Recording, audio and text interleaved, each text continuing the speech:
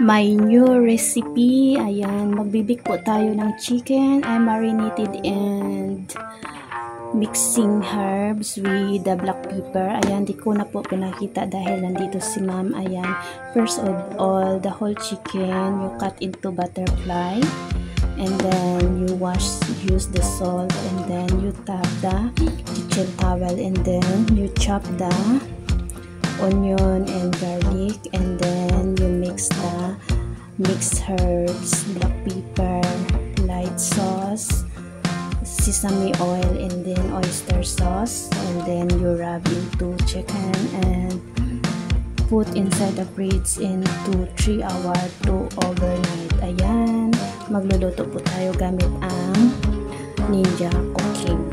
Ayan, nilagyan ko natin siya na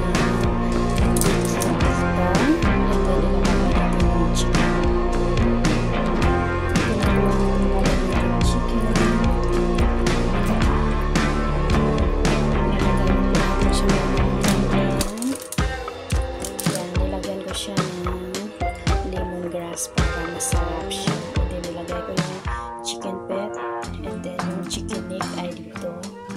Ayan. And then palalagyan ng water. Ayan, maglalagay tayo ng water 1 cup bago siya pressure cooker. Ayan, dahil first time.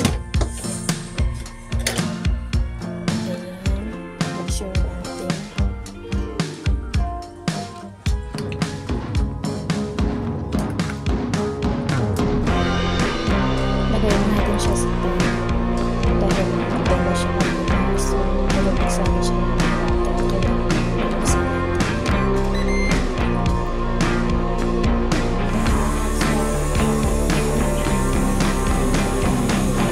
Ayan, gumawa na din tayo ng salad. Nag-wash tayo ng vegetable and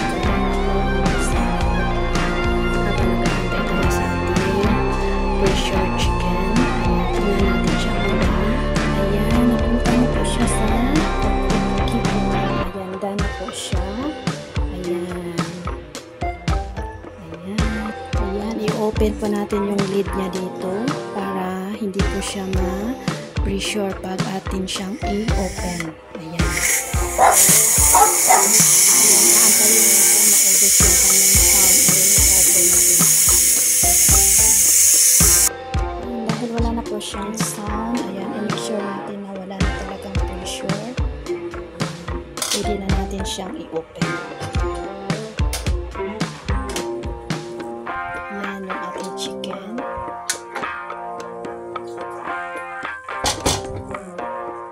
Ayan, tatanggalin muna natin siya at saka kunin natin yung sauce niya. Ayan. Ayan, babalik tayo ulit mamaya. Ayan, lagay lang muna natin siya dyan. Naglagay ako ulit ng big pepper. Then, nilagyan ko dyan. And then, ibabalik ko dyan yung chicken. Nabalik na po natin yung chicken. I-sit natin sa air crisp. Then, i-cover natin.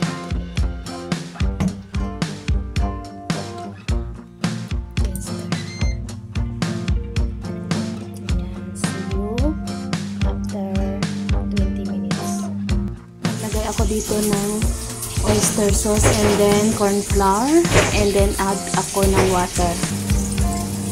I-mix ko lang siya dahil gagawa tayo ng gravy gamit ang sauce ng chicken.